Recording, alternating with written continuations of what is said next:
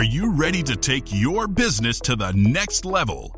Every day there are countless books and articles that are published offering the key on how to make your business a success. It's easy to feel overwhelmed trying to keep up and run your business. That's why Deb Creer created the Business Power Hour. Keep up on the latest trends, best practices, and techniques for how to make your business a success. Let the Business Power Hour do the heavy work for you. Good morning, good morning. I am Deb Creer, and I am passionate about giving professionals the tools that they need to make themselves and their businesses as successful as possible. And I am so delighted to be talking with my guest today. He is an absolutely phenomenal person, but more importantly, he has such great information and insight to provide to everyone. Now, we're going to be talking a little bit about sports, but everything pertains to every person. And that's kind of what I like about sports, right? You can bring analogies from everything. I say as we are recording this, the Olympics are in full reign of everything.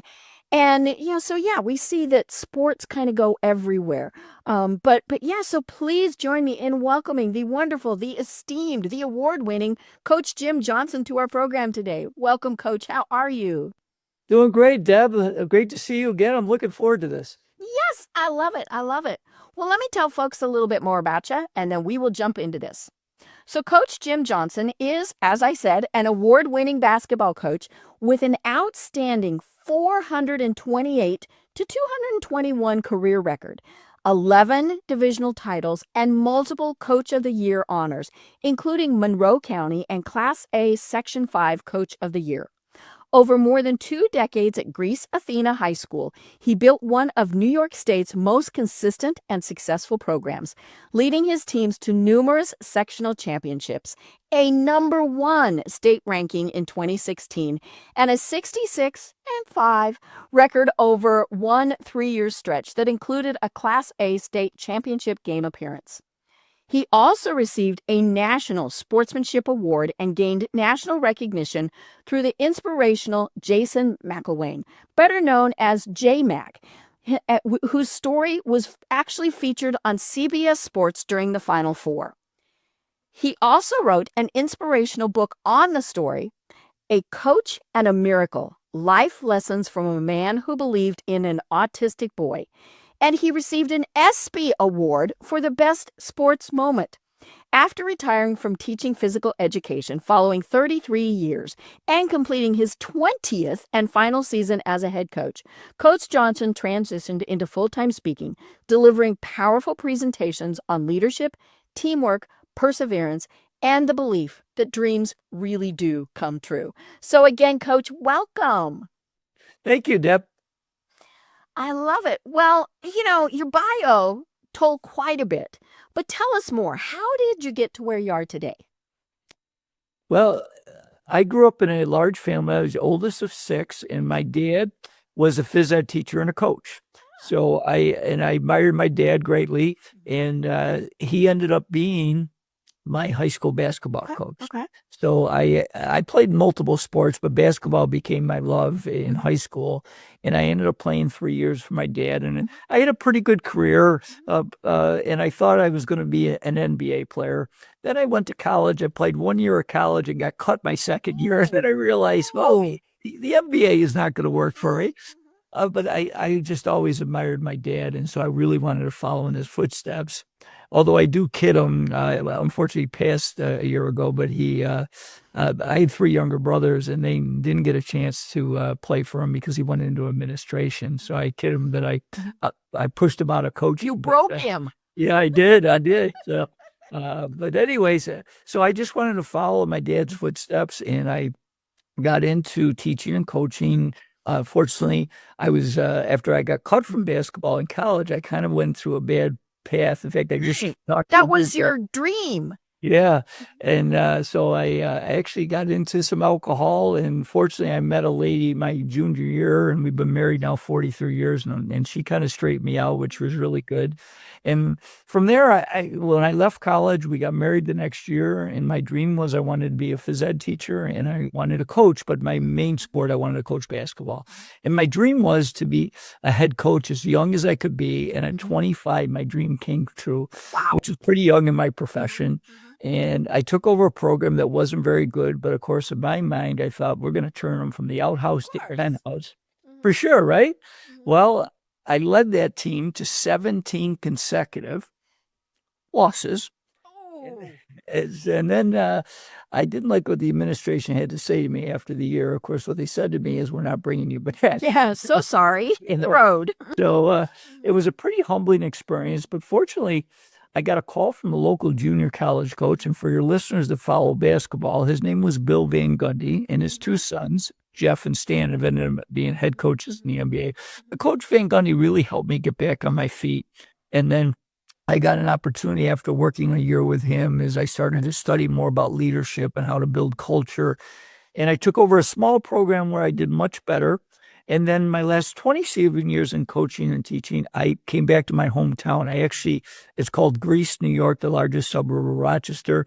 And I was the head coach of two of the high schools. Actually, there were three of the high schools growing up, and I went to the other one. So I kind of hit my hometown pretty hard. I love it.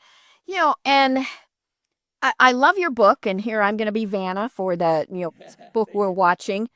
It's a wonderful book.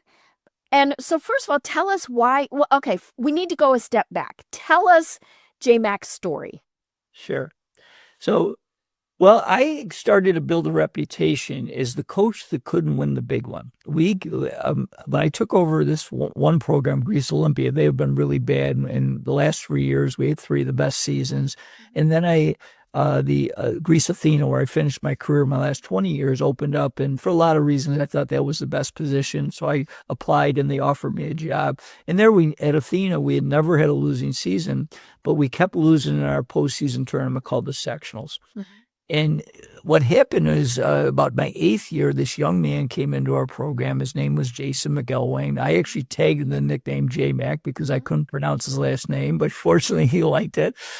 And this was a young guy that tried out for our junior varsity as a sophomore. And my JV coach said, this guy is not a very good player. He's on the autism spectrum. He's got learning disabilities. He's very small in stature. But coach, he has this passion, this big heart, and he loves basketball, and he's a we over me guy. I think we should keep him in the program. And so what do you got in mind? He says, I'd like to have him be our team manager and practice with the team. And that's what he did. So I started to get to know Jason some because the JV and varsity, most of the games were back-to-back. So he would sit on the bench for both games. Where I really started to get to know him is after his sophomore season, he came to all our off-season workouts, and we started to build a bond. I was picking him up at his house, and we both love basketball. Tries out his junior year. He doesn't make it, but I asked him to serve as our team manager. I got to tell you a quick little story. First meeting, his junior year, I walk in after the team had been chosen, and he immediately raises his hand. I says, yes, J-Mac. He says, Coach, we know you've never won the Section 5 championship. I said, well, thanks, Jay, for the reminder.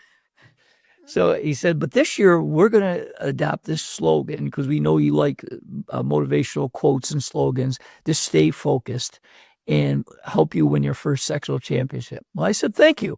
We had another good season, got to the sectional semifinal now for the 6th time in my career, Deb, and we lose at the buzzer. Oh, no. So I'm devastated. I lose it at home. My wife's like reminding me about my passion and mission. But the inspiration was Jason came back a 3rd time. I'd never had a young man try out 3 times without me. Yeah, because they usually are annoyed, upset, they give up. Yeah. Exactly. So he tries out his senior year. And this time I bring him in the office and I said, Jason, I got some good news and some bad news. He goes, Coach, give me the bad news. I said, well, unfortunately, you're still not quite good enough to make the team. And he was visibly disappointed. I said, my good news is for senior night, he popped his head up. He said, yes, Coach, I'm a senior. I said, I know. For senior night, I'm going to give you a uniform and hopefully get you in the game. Well, he was pretty excited about the uniform idea. In fact, That truly made him part of the team. yes. So periodically, he'd ask me about the uniform, and of course, I defined periodically for him was about every other day. So he was pretty fed up. Yeah. Well, the interesting thing is that season we had a lot back from the previous year, so we had high expectations, and we thought maybe this is the year to break the barrier for me personally.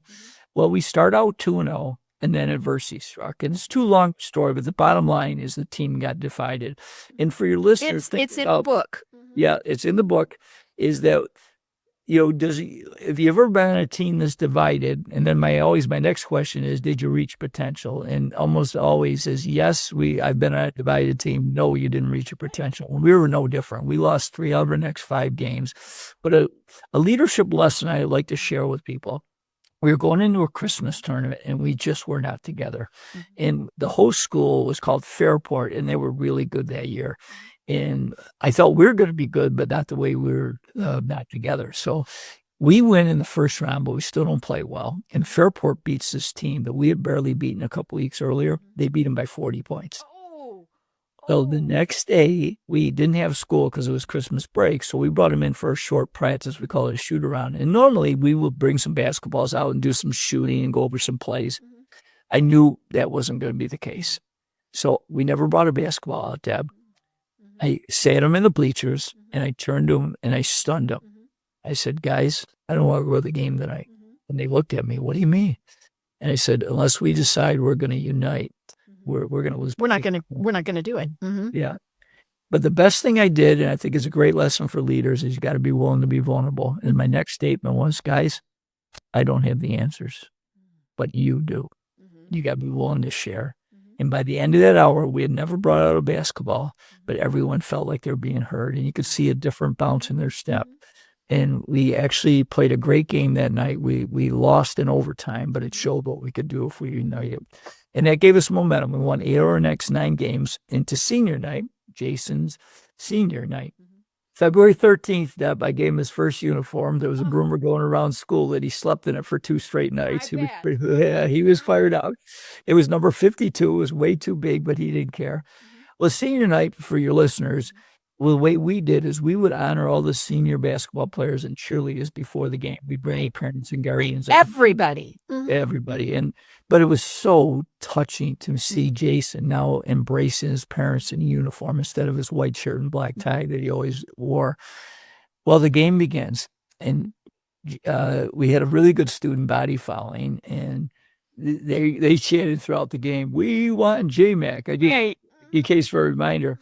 Well, going in the game, I wanted to get Jason in, but I knew that I had to get all the other players in fairness. And secondly, I wanted to get him in with enough time so he score baskets. So I thought, and not as a token play, right? Exactly. Put you in for the last play. Right. So I put him in with just over 4 minutes. And what happened next touched me profoundly. What I didn't know is one of our parents, he was kind of our unofficial photographer. He made these pictures of Jason, put them on paint sticks, and gave them to our student body. So when Jason entered the court for the first time, they gave him a standing ovation, and they showed all those placards. And Mr. Macho, that's me. I sat down, Deb, which I rarely did in a game, and tears flowed down my face. I was so touched. Yeah. Now the game begins. Jason's first game. And it's 4 minutes left. I mean, this was from, the token last play when it's you've either really won or really lost. Right. So he gets his first shot is a 3-pointer from the corner. He lets it go. The crowd stands in anticipation. It sails. It missed. He's 6 feet and not even close. And I kid people, I'm a person of faith, but you're not supposed to pray in the public schools. But dear God, I was praying. Yes. Next possession, he gets a much shorter shot from about 10 feet away. He lets it go. It hits the backboard, hits the rim, and falls off. The crowd grubs. I'm like, all right. At least God's starting to listen. We're getting closer. Third possession, he gets another 3-pointer. He lets it go. This time, magic. The place erupts. I'm thinking, God must be a basketball fan. Now Jason scored. He's got a 3-pointer. Can't get better than this, right? No. Comes down and makes another 3. I got to fast forward and I'll come back and share 2 points. 6 months after that, Jason's at the ESPY Awards. He's up for the greatest sportsman of the year. And what I kid you not, his idol was the late Kobe Bryant. And Kobe Bryant was one of the 4 finalists for the same award. He had scored 81 points for the Lakers in a game. So Jason meets his idol and he beats him out for the ESPY. And I'm sure Kobe was very gracious. Yes, he was. The crazy thing is, so going back to the game, Jason starts making some shots and he missed a couple. And the 2 things I never forget, with about a minute ago, the place is in pure bedlam. I'm still sitting on the bench, tears flowing down my face. I get a tap on my shoulder. I'm shocked. I look behind me. It's Jason's mother. Deb, she's bawling her eyes. Oh, I bet. Yes. And she whispers in my ear, Coach, this is the best gift you could ever give my son. And I was so touched, I cried harder. And this is how the game ends. Spencer Porter, our opponent, I want to give kudos to their team and their coach. They were really good sports, but they score, and our player takes it out, and he normally throws it to a point guard, but he throws it to J-Max. So J-Max dribbling down. I thought, and I see the clock ticking out, 5, 4. I'm thinking they're just going to let him go in and make a short shot. No, he slows down, and he shoots another 3, like 2 feet behind the arc. I'm thinking, Jason, don't shoot from there. You're going to ruin the moment. He launches this rainbow. Swish. And I look over, Deb, the only thing I can tell you, it was like the movie Rudy. The whole gym went on the floor, and our players put him up on their shoulders, and he's got the game ball over his head. And I'll never forget, because I had no idea how many points he had. And our public address announcer comes on and says, the leading scorer for Greece Athena tonight, J-Mac, with 20 points, including 6 3-pointers. And the last thing I'll say for now, and then, we can go, is that the greatest thing for me is, because I was always trying to preach teamwork. And to me, that was the essence, because you know what happened? Those 4 players on the court with Jason, I'd never asked them to pass the ball. Yet in those last 4 minutes, they decided to pass the ball to him every possession, and that touched my heart. Well, and he was scoring, so they were like, okay, do it well. Oh. Yeah. There's so much in that story, which is obviously why it is so inspirational, and why it's the foundation of everything that you do. But it is transitional to business, because first of all, as you mentioned at the start, you were a team divided. Well, how many times have we been in a business situation when, for whatever reason, you've got half your office, your department, whoever would go in one way, and the other half go in a different direction. And I don't care if it's basketball court, office, wherever, everybody has an ego, and they want to be the best, and they want to make the most shots, money, whatever it is. Right. And your team was a team. But it's exactly what you said. They decided to be the team. Right. You could, you were very inspirational in your coaching, and I love reading the book because you made sure that those kids knew that it was more than just basketball. Right. But it reaches a point where the team has to say, we're going to do this. Right. And we hear about that, especially I follow a lot of college sports where team's not doing as well, right? And they say, we held a team meeting without the coaches. And, and sometimes they go forward and sometimes they don't. Sometimes it's like, but yeah, it's very much like what they say. There is no I in team. Right. And even if it's an individual sport, it's still, you have your team. Right. Kobe had other coaches. Tiger Woods has other coaches and trainers and all of that. Nobody is that island. Right. And it's, how do you build all of that? And so I love that is your message, is how do you build that team wherever it is? Right. For sure. Yeah. It was funny because when I was reading your book, I was flashing back a long way to when I was a kid, right? And my mom firmly believed that I should play sports. Now, I went to a very, very small school up in the mountains of Colorado, but we started playing basketball in 4th grade. I think one thing it was, gave us something to do in the very long winters, right? And we had we had an extra gym, and so we were able to do that. And she insisted that I played basketball and volleyball all the way through high school. Wow. And it was to learn how to be a team, all of those things. Now, I get that, but I was not a good player. And it was not that I didn't have the motivation. I was just not a good player. I mean, I could fall over the line, right? I was one of those people. But, it really was something that I'm glad she made me do, because there's so many things that I did learn from it.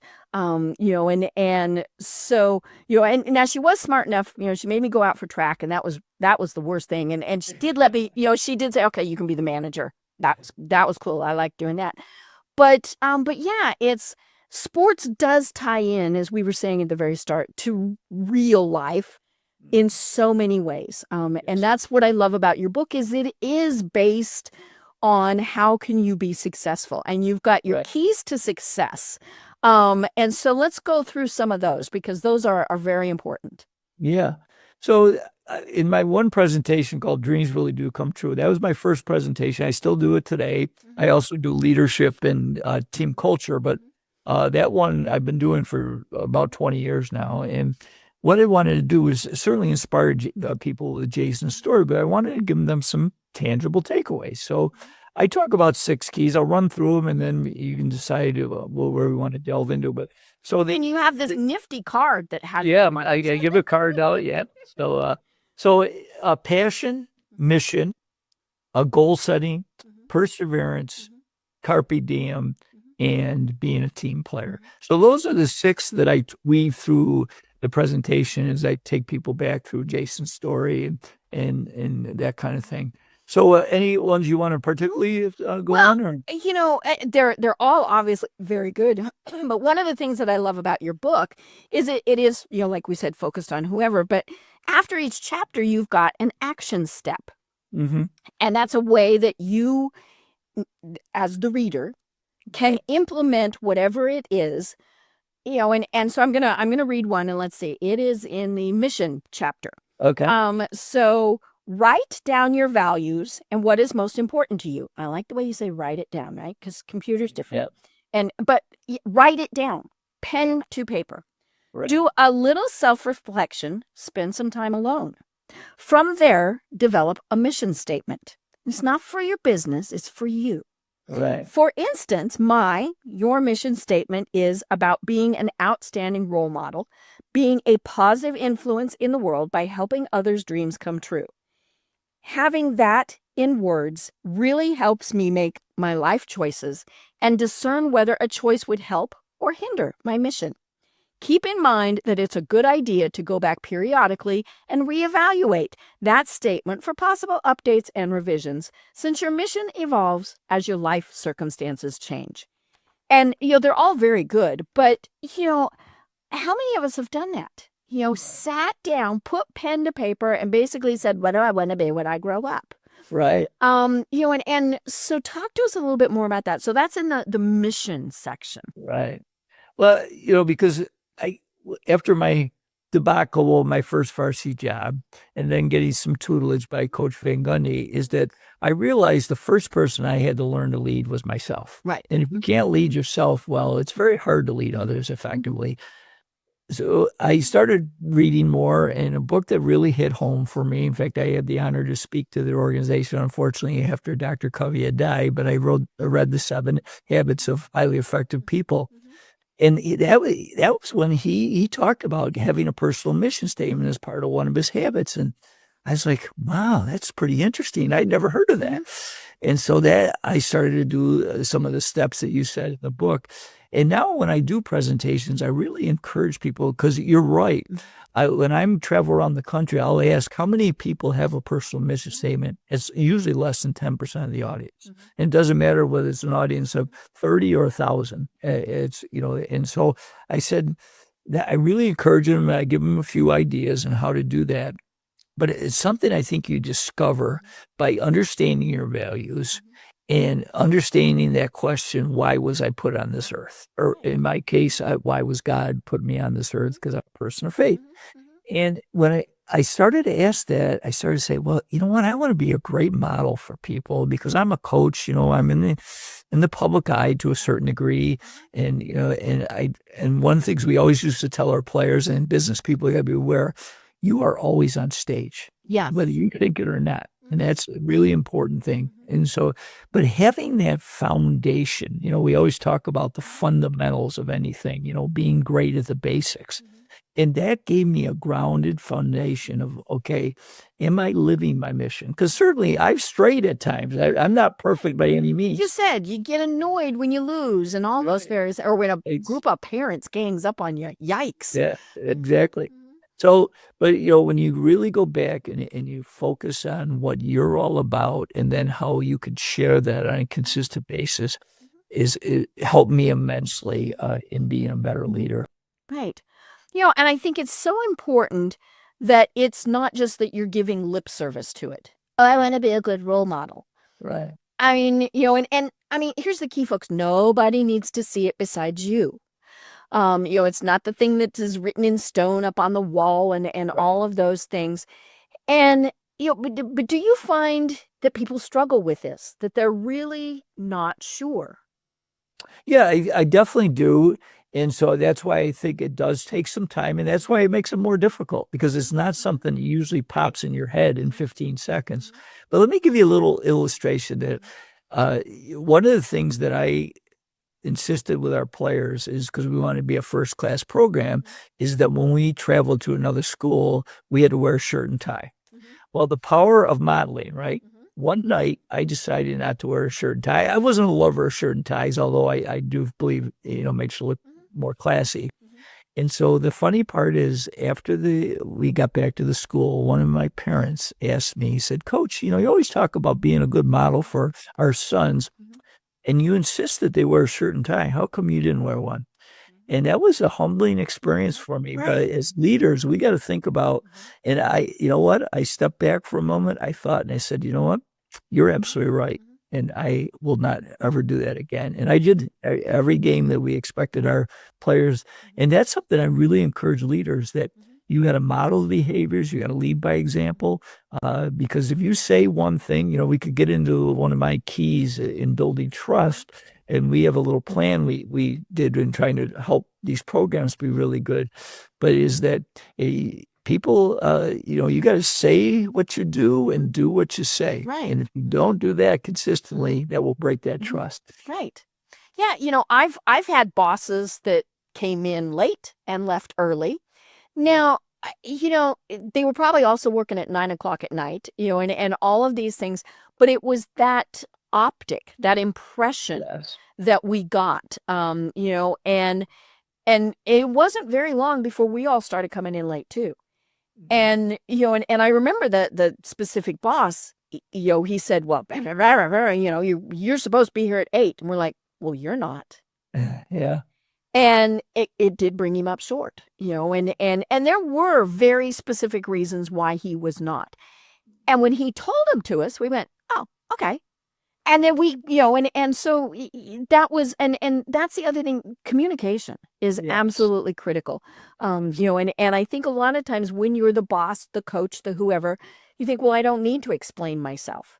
Well, if you don't, we make it up. Right? That is extremely well said. It's one of my keys in leadership is effective communication. And you are so correct. In fact, I always encourage leaders, if clarity of communication is kindness, and that you got to be, people have to understand, Dr. Covey's favorite, one of his keys is seek first to understand before being understood. Right. So. Right. And in your book, you talk about your coaching style, right? Where you didn't really yell, you didn't, and part of that was because then when you did raise your voice, it was, hey, pay attention. And I mean, there are certainly coaches that yell. I mean, you talk in the book about Bobby Knight.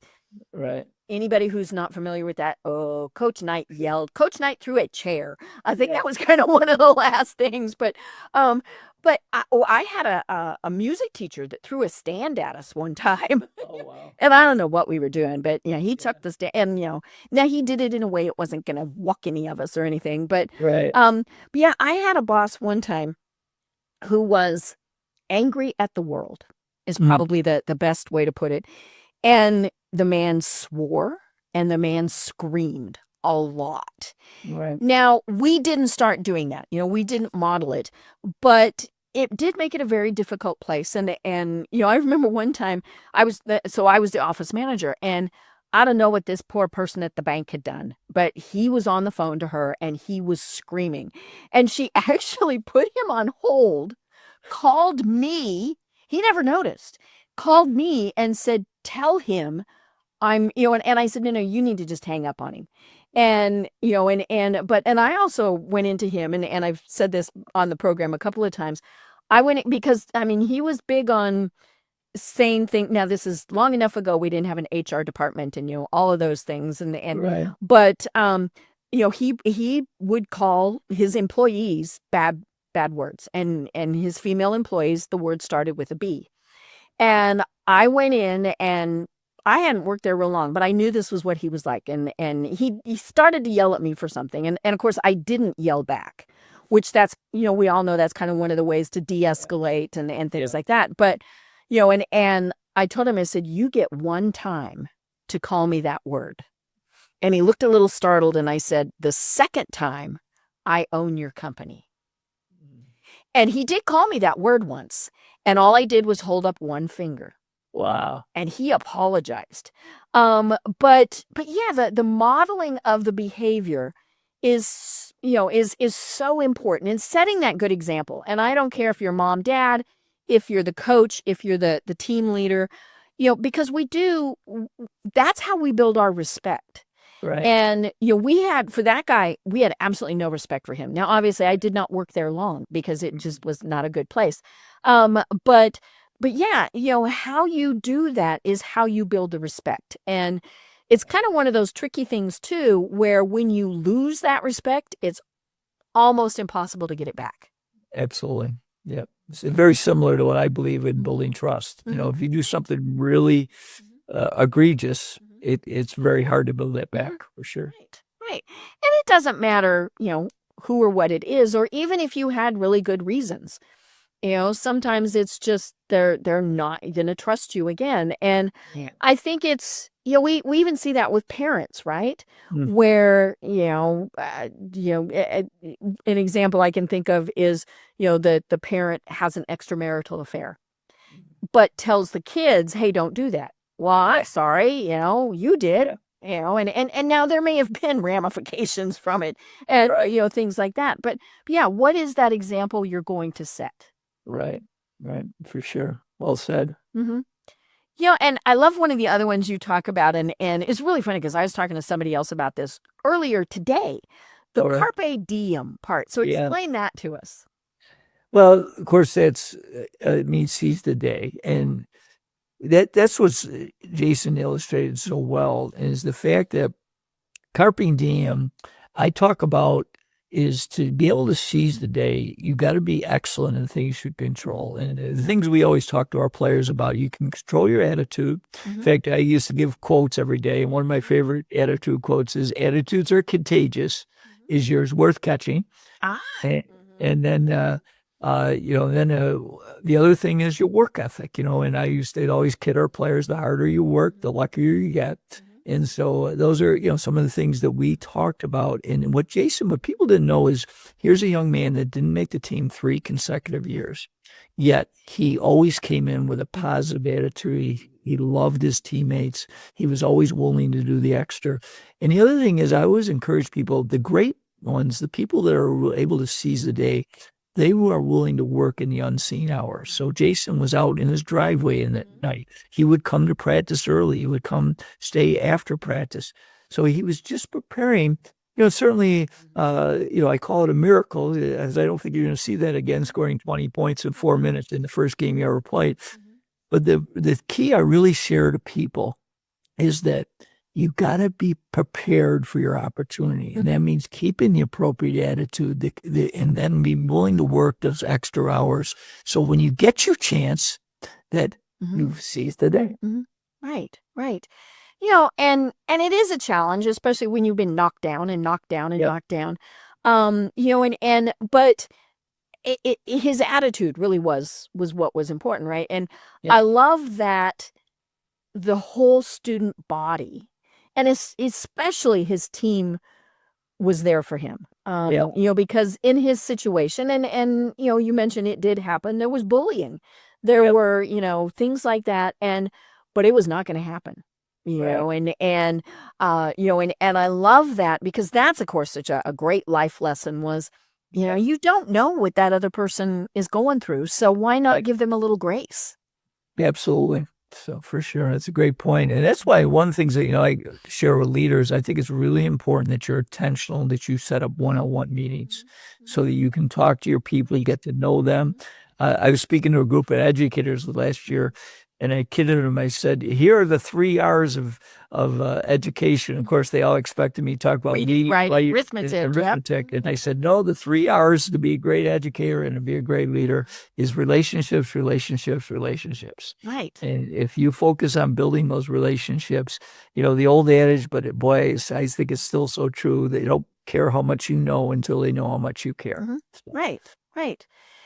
And it is something that like we said, people notice. yeah, I fortunately never had this happen when I was still in the corporate world, but I've talked to people who have said, yeah, I talk to my boss once a year for performance review. right. And, and it's such a waste of time for Right. everybody. Yeah. But yeah, get to know them. From a business perspective, we know that we do business with people we know, like, and trust. Absolutely. It's the same way with, we're going to work with somebody when we know, like, and trust them. And that, I think, is why working remotely has kind of made some challenges. Yeah. But you can still get to know people. Like you said, do one-on-ones with them. Look and see what's in the background of their Zoom. Right. Now you might or might not want to follow them on social. That's, kind of, there's all sorts of things. But yeah, get to know them a little bit. And even if you're just chatting about the Olympics, or, what are you planting in your garden this year, whatever it is, people appreciate that, and knowing that you're not just the boss. It's interesting because when the last 2 programs I took over in Greece, I had read a business book, and this guy had started a small business that ended up getting bigger, but he talked about, what we were talking about, showing that you care. And he sent everybody a birthday card. And so I said, that's something I could do. So the last 2 programs I took over, we had 5 teams. We had 3 in the high school and 2 in the middle school. And every kid in my program from 7th grade to the varsity got a personalized birthday card for me. And then, those little things, they mean a lot to people. Right. And so just willing to do a little bit, as I always kidded my players, there are no traffic jams on the extra mile. You got to be willing to do that. Right. So. Yeah, there's almost never anybody on that extra mile. Right. And so I have to share, yesterday was my birthday. Over 300 and some people on social sent me happy birthday, happy birthday. Now, I did respond to every single one of them. Mhm. You sent me a text message that you had recorded yourself telling me happy birthday. That was so special. It took you less than a minute, Right. but it was so special. And, and again, I think that's wonderful. And I'm not talking about, okay, every Friday we're going to have a cake for everybody who has a birthday. No, just tell them happy birthday. Tell them, hey, isn't today your anniversary? Maybe you should go home a little early, or something. Yeah. But just get to know them a little bit, and show that you value them as a person. Right. That's a great point for sure. And yeah, that was an idea I picked up from one of our podcast guests. He was a communications expert, and I've been doing that for over a few years now. I send out personal videos, whether it's a birthday, like I said to you, or a check-in, or maybe a congratulations if I see. Because, he said a point that I think is really powerful. That video, so much video is out there. But he said, how many times you get a personal video? And I said, oh, you rarely ever do.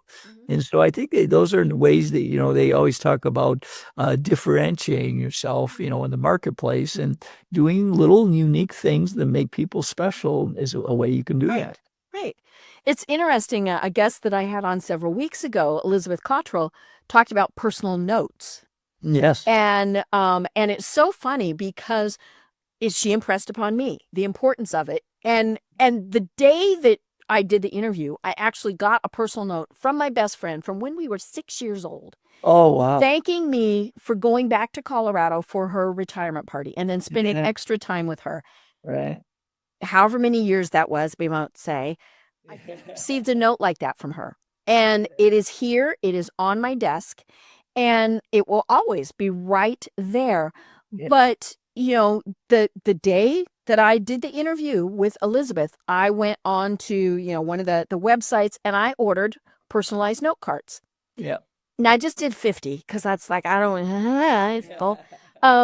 But, and so just the ability to, and her point was 2 sentences, right?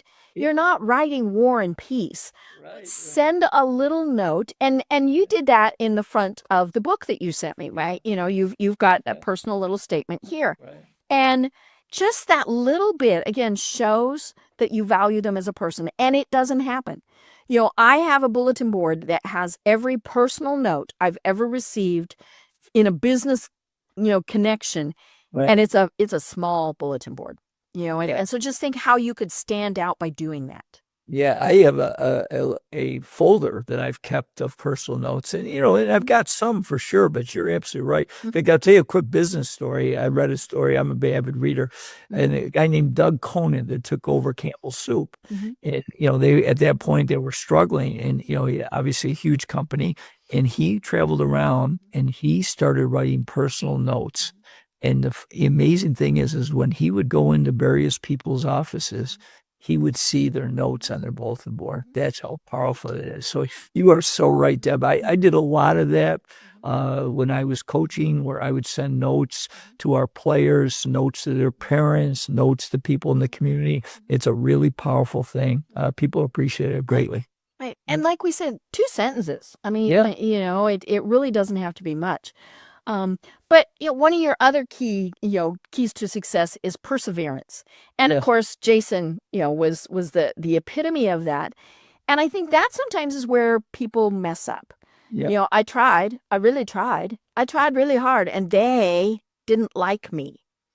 Yeah. Well, what Jason did was found a different way to Yeah. be supportive. And I think that is what is so important. Yeah, it's interesting because I saw this little thought the other day, and this is a lot of what I think I've gone through. A lot of people, certainly Jason, is it said try again, try different. Mm-hmm. And that's a really good thing for us to think about in business, because the art of perseverance is certainly that you got to keep trying, but sometimes the strategy is not working. And if you're not willing, it's like what I'm real big on encourage people to start an idea journal, and I write in it almost every day, some ideas. But it's nice to write those down. But the most powerful thing is like what I talked about, with the personal videos. If you don't implement some ideas, then they're worthless. Right. So it's really important that you become 2 things: an idea gatherer and an idea implementer. Right. One of the presentations you give for businesses is 10 questions all leaders should be able to answer. So Yeah. there are a couple of those questions. Sure. So with that, I don't do that one as much as I do the other ones, but it was something I really started to analyze, and it's mostly about personal leadership. So like, I'll give a couple examples. One is, I believe leaders to be effective need energy. So I encourage people, how many of you have a personal wellness plan? Something that you're intentionally doing daily to help you become. Now, that's something that I've done pretty well in my life. Another one is, we talked about this already, but how many of you have a personal growth plan? So are you intentional each day to try to grow your mind? Another one I ask is, how many of you have a personal mission statement and know your top 3 to 5 core values and those behaviors? So those are some examples of some of the questions, but it's all a personal leadership, but it's something that we really want to leave, because I know we said this earlier, but it's really important that to be an effective leader, you got to learn how to lead yourself first. So those are some good questions to ask yourself. Yeah. I mean, I mentioned that boss that screamed and yelled and everything. He was obviously not a happy person. Right. He was probably close to 300 pounds.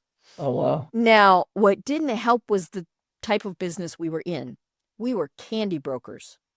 And so what happened was the big chains, whether it's the grocery store, the convenience stores, whatever, we were the go-between, and so they would order 50 cases of whatever, and we would then make sure it got delivered. And oh, I loved it when it was chocolate day, and my dad thought it was the greatest thing in the world because I would take cases of chocolate, candy bars up to him. But yeah, I would know when it was a really bad day for my boss when I would go into our storeroom. It is a big area. I mean, we had lots and lots. It actually it smelled so sweet that it kind of put you off on it, right? Because oh, right? But I would find half-eaten candy bars and things because he would just be in this frenzy where it was munch, munch, go to the next thing, munch, munch. And it was like, avoid Bob today, Bob's it. But yeah, I mean, it was definitely an example of, he was not healthy. Right. And, and he was just very, very unhappy. And we see that in personal and professional lives all the time. Right. Yeah. It's very hard to separate personal and professional. Right. And they got to integrate. I truly believe that. Are you going home and kicking the dog? Right. Exactly. And it's something that I really took a lot of pride in. I was certainly not perfect, but was I trying to be the best person when I was teaching and coaching, but not a good family person? No, I was trying to be the same person. Now I speak professionally for the last 20 years.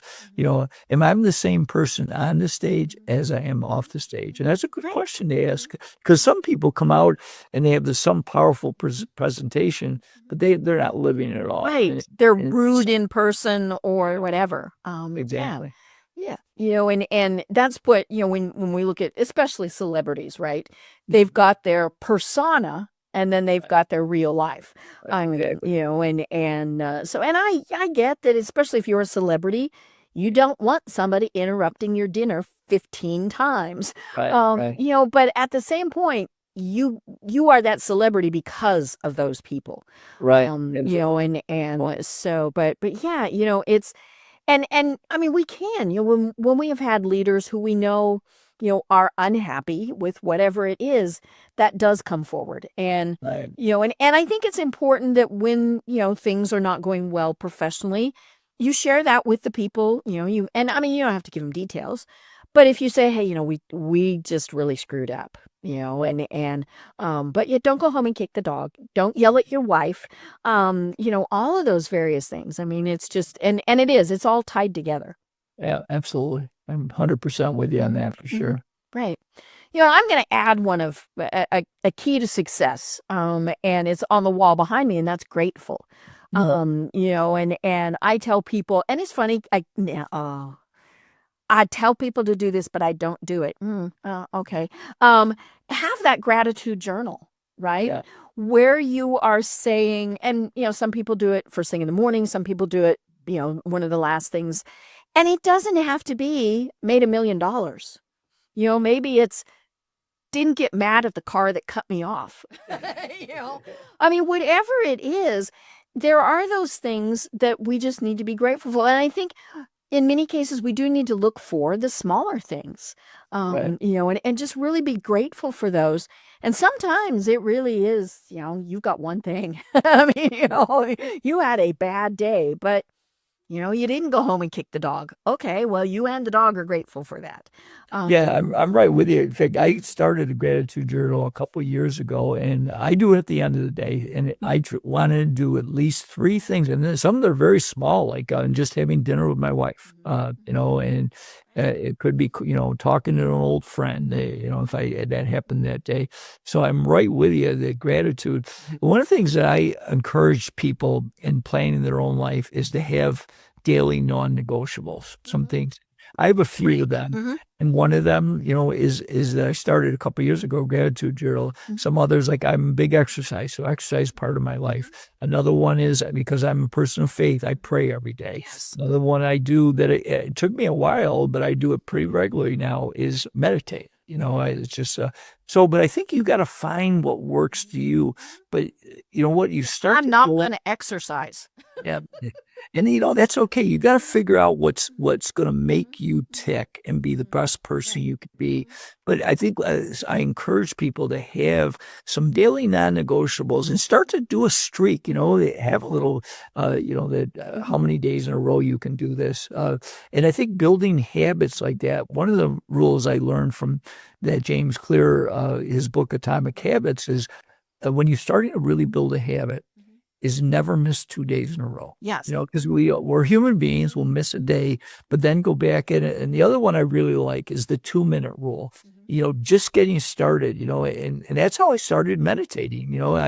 I couldn't sit still. So I started with 2 minutes and now I do 20 minutes, but it's a progress, right? And just trying to build it up. Right.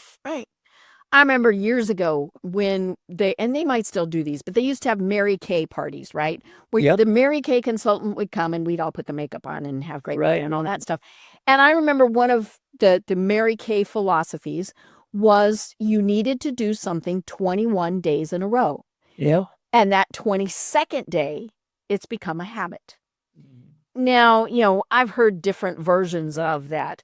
But yeah, it is not going to be a habit if you do it 2 or 3 days, because the 4th day you're going to go, or you're going to forget. I mean, that's the thing. We get sidetracked. We do whatever.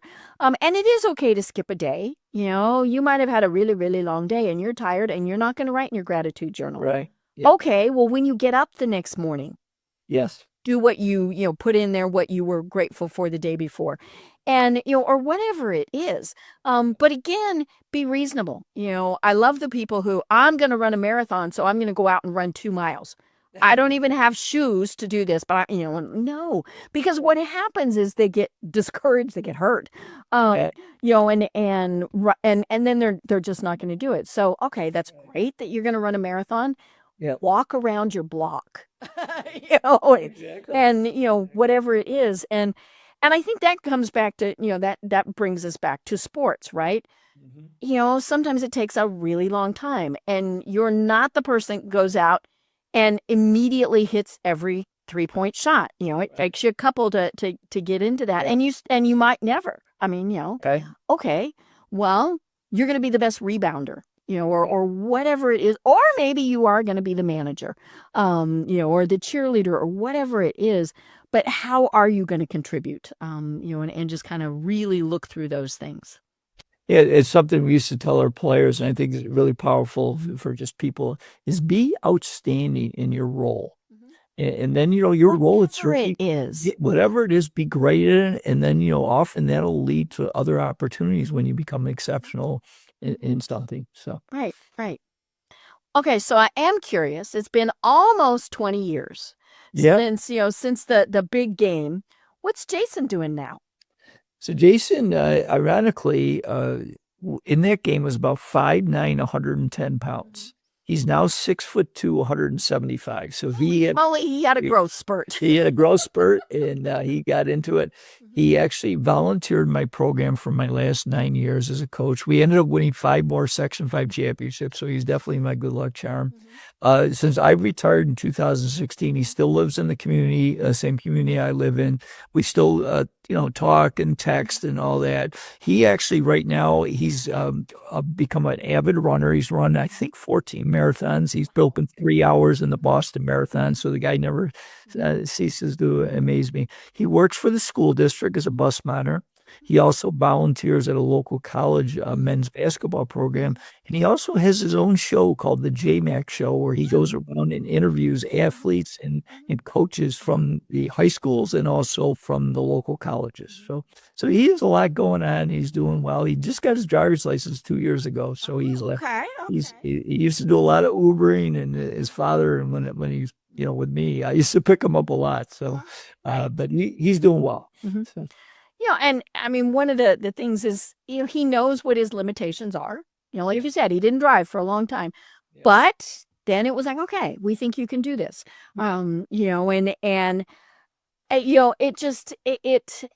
It really does show what the power of dreaming can do. And I think sadly, in so many cases, we've given up, right? And whatever it is Now, folks, your dream has got to be realistic.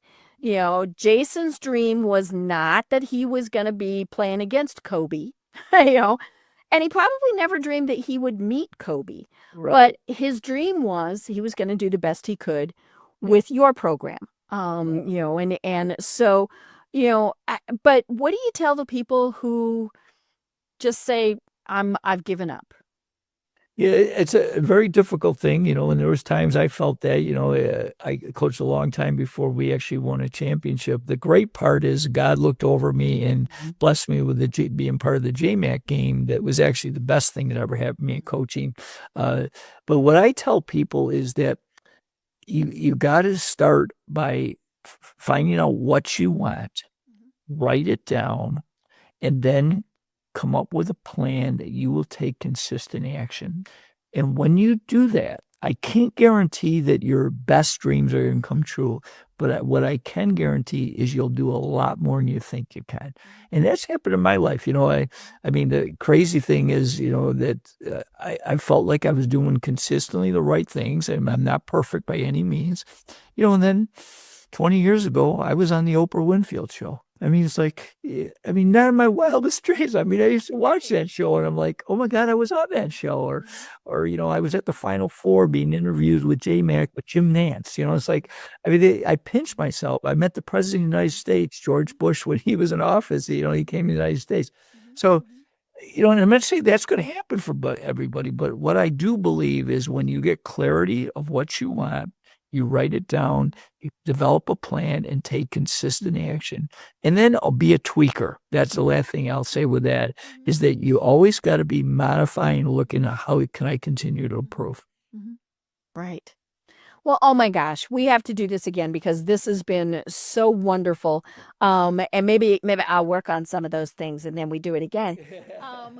But for people who are going, okay, we need you.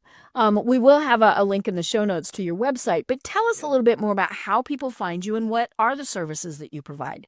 Sure. So it's CoachJimJohnson.com. That way I wouldn't forget it. And on that, I do have a weekly blog that we do. We do a monthly newsletter that people can sign up for. I am part of a podcast that Deb is going to be on. Oh, yes. Called the Limitless Leadership Lounge, where we help young and emerging leaders. And we've done it not as long as you have, but we've done over 200 episodes. So it's something that we're really proud of. And then my services is I do 4 or 5 different keynotes that I one is on leadership, one is on inspiration, one is on the how to build a championship team culture. I also do some breakout or workshops. I do one on goal setting and one on leadership principles. And I'm mainly a keynote and breakout type person as far as thing. And I've been fortunate to travel all over the country and hopefully someday to even go out. I spoke in Canada, but hopefully even expand my message and really try to inspire people to think bigger and help them make their dreams come true and become better leaders of themselves so they can lead others. I love it. And we do have listeners from around the world. So, that might now, if that happens, I need to go along and help. So, okay. Plan. Yeah, and yeah, I mean, this really has been phenomenal. I did, in our show notes, we will have a link to the video that talks about the JMac story, and your story. I mean, he would not have done anything that he was able to do if you hadn't been there and believed in him. And I think that's the thing. And he did have other coaches and other people who supported him, but you were in that position and you could have said, go away, and you didn't. And so, I want to encourage folks. Are there people in your lives that, need that little bit of encouragement because you never know what could happen? Right. That's a great point. Well, like I said, we do have to end. Do you have any final thoughts that you want to leave everyone with? I do. And my final thought is that we're leading and try to make an impact on the world.